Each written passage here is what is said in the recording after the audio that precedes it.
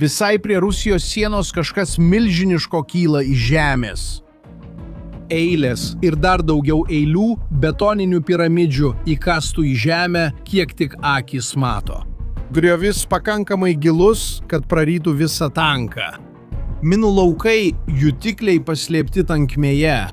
Tai 700 km tokių įtvirtinimų per 3 šalis. Tai didžiausias gynybinis statinys, kurį Europa stato nuo šaltojo karo laikų. Ir niekas nestato tokio dalyko šiaip sau. Niekas neužkasa 700 km betono savo pasienyje, jei labai nebijo to, kas gali ateiti iš kitos pusės. Štai ir kyla klausimas. Ko jie laukia? Nes čia viskas tampa keista.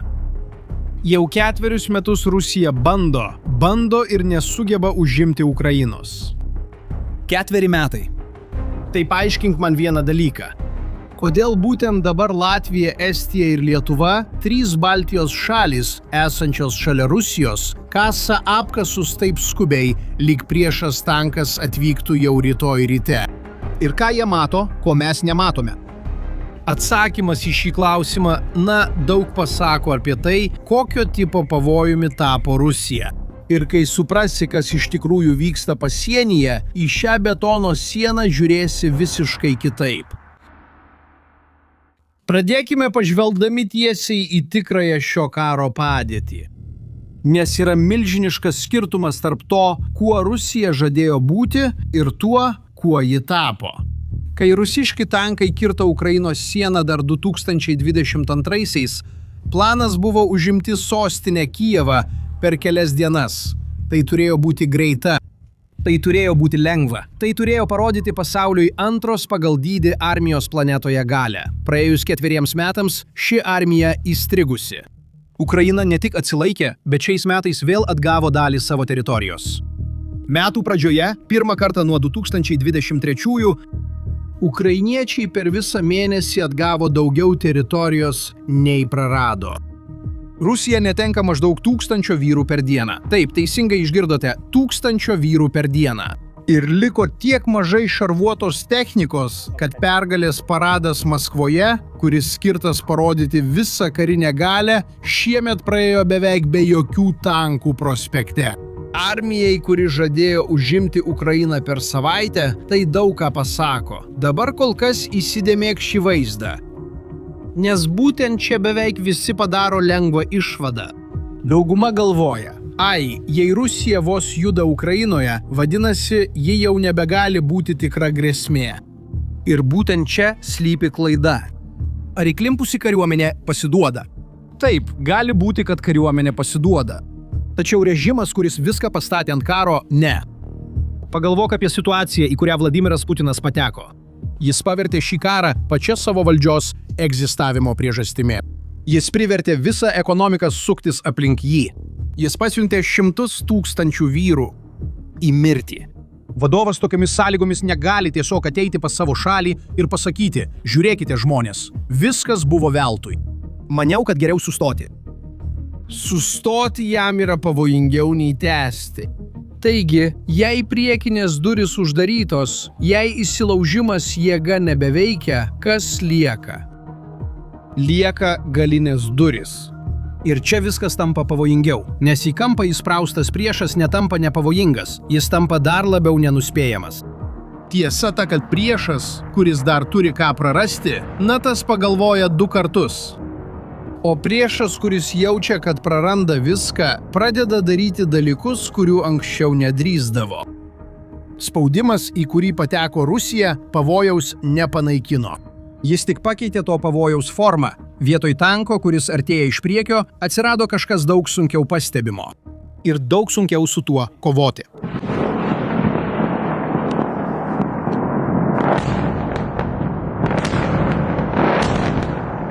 O ar žinai, kas praktiškai yra tos galinės durys? Leisk papasakoti tau tikrą istoriją, kuri iš tikrųjų įvyko. Baltijos jūros dugne. Per kūčių vakarą senas naftos tanklaivis, toks apie kurio savininką niekas tiksliai nežino, kirto Baltijos jūrą. Po juo jūros dugne ėjo elektros kabelis, jungiantis Suomiją su Estija. Ir plaukdamas tas laivas tempė savo inkarą jūros dugnu. Ne kelis metrus, o daugiau nei 10 kilometrų. Inkaras perpjovė jūros dugną kaip peilis ir nutraukė elektros kabelį. Ir tai nebuvo vienintelis atvejis. Jis taip pat nutraukė ryšio kabelius. Suomija konfiskavo laivą. Ir tada atėjo labiausiai visą istoriją atskleidžianti dalis. Šis laivas priklausė slaptam Rusijos laivynui. Garsusis šešėlių laivynas. Krūva senų naftos tanklaivių, kurių savininkai oficialiai nežinomi, o šalis juos naudoja 2 nešvariems darbams. Pirma, apeiti sankcijas ir slapta parduoti naftą. Ir kita, kurį dabar sužinome, pridaryti žalos jūros dugne. Tačiau kai byla pasiekė teismą, teismas paleido įgulą. Jie nesugebėjo įrodyti, kad tai buvo padaryta tyčia. Ir būtent čia slypi pavojus. Žiūrėk, žala yra tikra. Laidas buvo nukirptas, elektra buvo atjungta. Nuostoliai buvo tikri, bet kas dėl to kaltas? Kas kaltas?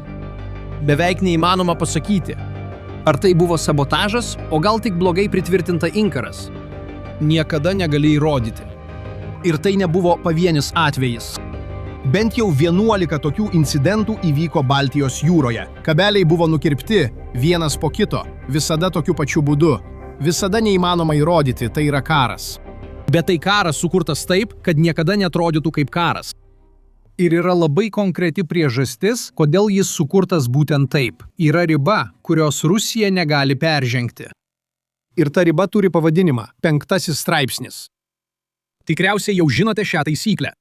Ataka prieš NATO šalį yra ataka prieš visas jas iš karto. Taigi, jei Rusija įsiveržtų į Estiją su tankais, ji kovotų ne tik su Estija. Ji kovotų su Jungtinėmis valstijomis, Vokietija, Prancūzija, visų pasauliu iš karto. Tai toks karas, kurio niekas nenori pradėti. Taigi Rusija apskaičiuoja. Įžūliai įsiveržti su tankais reiškia suaktyvinti 5 straipsnį ir nukreipti visą pasaulį prieš save. Bet nukirpti povandeninį kabelį, paleisti droną, kuris pasiklydo pakeliui, arba tyčia stumti minias imigrantų prie sienos, kad perkrautų kaimyninę šalį. Ne vienas iš šių dalykų nėra pakankamai aiškus, kad suveiktų taisyklė. Tai žala be aiškaus kaltininko. Tai karas, kuris vyksta žemiau ribos.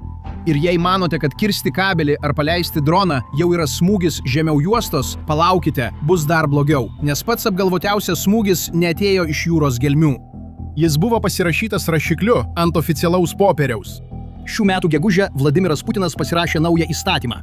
Ir šis įstatymas nusipelno viso jūsų dėmesio. Nes tai yra pavojingiausia šio viso žaidimo dalis. Įstatymas įgalioja Rusiją naudoti karinę jėgą, siekiant apsaugoti Rusijos piliečius užsienyje. Rusai, kurie yra įkalinti, teisiami arba persekiojami kitų šalių teismų. Atrodo biurokratiška, žinau, bet atkreip dėmesį, ką tai iš tikrųjų reiškia. Latvijoje yra apie 40 000 Rusijos piliečių, o Estijoje daugiau nei 80 000. Pagal naująjį įstatymą, jei kuris nors iš jų bus suimtas ar patrauktas baudžiamojon atsakomybėn, net jei visiškai pagristai, Rusija pasilieka teisę siųsti kariuomenę tam žmogui apsaugoti. Jūs ką tik pamatėte invazijos pretekstą, kuris gaminamas jums prieš akis. Ir tai nėra teorija. Tai yra lygiai toks pats pateisinimas, kurį Rusija naudojo įsiverždama į Gruziją 2008 metais. Tai tas pats pateisinimas, kurį ji naudojo užimdama Krymą iš Ukrainos 2014 metais. Mes tik giname savuosius. Šis pasiteisinimas jau suveikė 2 kartus. O dabar Putinas pavertė tai įstatymu. Jis laikė jį stalčiuje, laukdamas dienos, kai bus patogu panaudoti. Taigi, sujunkime visus gabalus, nes būtent čia visas planas ir išryškėja. Pažiūrėk, kiekvienas dalykas atskirai. Nukritęs dronas yra incidentas. Perpjautas kabelis yra nelaimingas atsitikimas. Naujas įstatymas yra tik popierius. Kiekviena atskirai atrodo kaip menkniekis. Lengva ignoruoti. Bet visos 3 kartu, toje pačioje sienoje, tais pačiais metais, tai nėra nesėkmė. Tai yra planas. Ir štai koks yra plano slaptumas. Kiekviena dalis šiek tiek pastumia ribą. Nė viena iš jų atskirai nėra pakankamai didelė, kad sukeltų karą. Dabar pasakyk man. Jei būtum Latvija, Estija ar Lietuva, mažos šalis, kurių pasienyje yra Rusija, ar tu sėdėtum sudėjęs rankas ir lauktum, kuri iš jų taps ta paskutinė lašo laše? Žinoma, kad ne. Ir būtent dabar ta betono siena, kurią matėme vaizdo įrašo pradžioje, pagaliau įgauna prasmę. Tie betono piramidės, kurias tau parodžiau pačioje pradžioje, nėra užgaida. Jos yra atsakymas. Tai 3 betono eilės. Jos taip arti viena kitos, kad ne vienas tankas, ne viena šarvuota transporto priemonė negali pravažiuoti tarp jų. Už jų griovys skirtas sustabdyti tankus. Minų laukai. 700 kilometrų to jungia Baltijos šalis su Lenkija.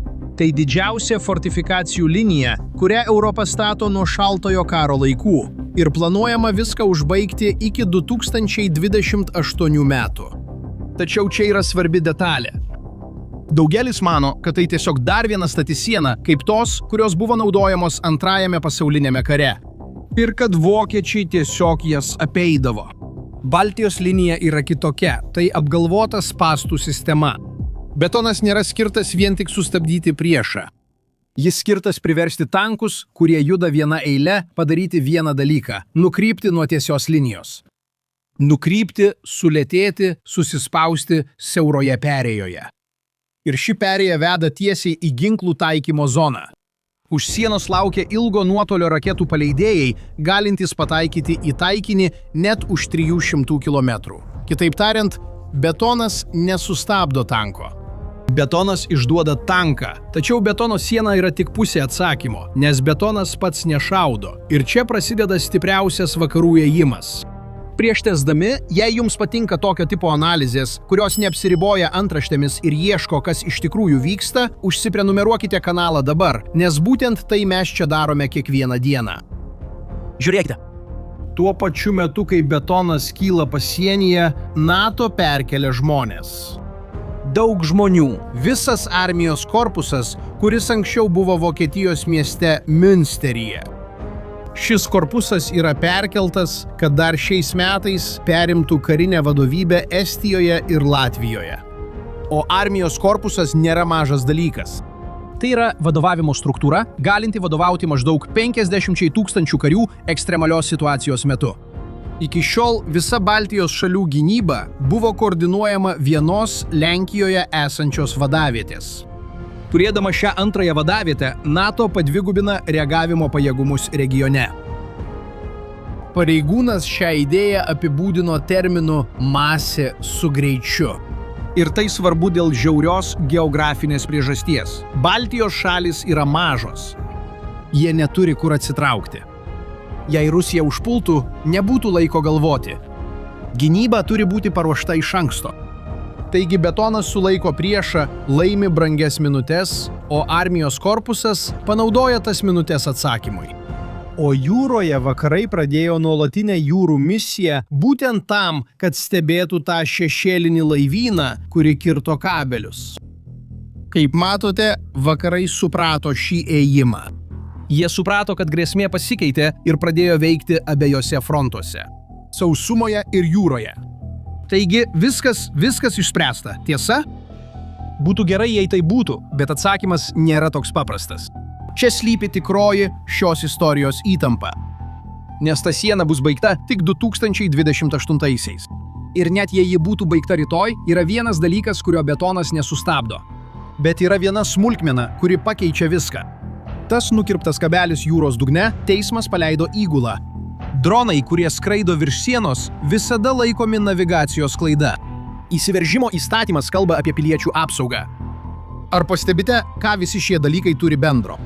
Nė viena iš jų nėra pakankamai aiški, kad kas nors galėtų parodyti pirštu ir pasakyti, tai yra ataka, atsakykime. Ir būtent čia slypi tikrasis Rusijos taikinys.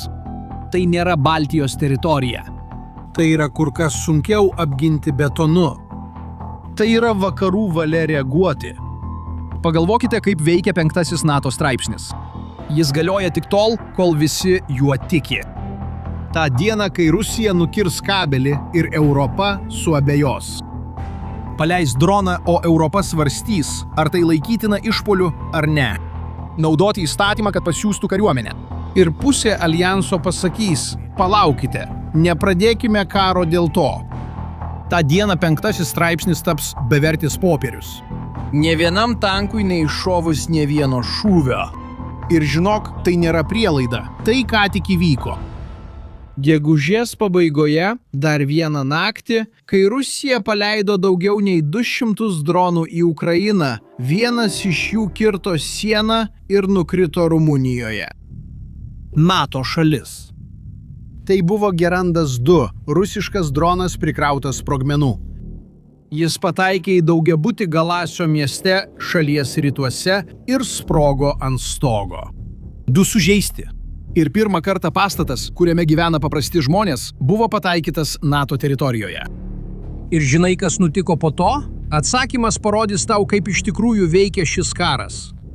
Rumunija ore turėjo naikintuvus, kuriems buvo leista numušti droną. Ir vis tiek jis praslydo.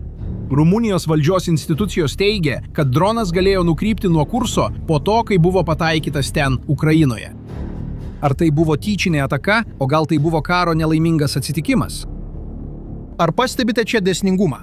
Mes užduodame tuos pačius klausimus. Negalime tiksliai pasakyti, kas įvyko arba kas surengė ataką. Tačiau Rusijos dronas sužeidė žmonės NATO teritorijoje. Tai yra faktas. Ir žinote, koks buvo alijanso atsakymas? Ne, jie neaktyvavo 5 straipsnio. Jie nereagavo karinė jėga. Jie pasinaudojo 4 straipsniu, kuris iš esmės reiškia: susirinksime ir pasikalbėsime apie tai. Tuomet jie iškvietė Rusijos ambasadorių.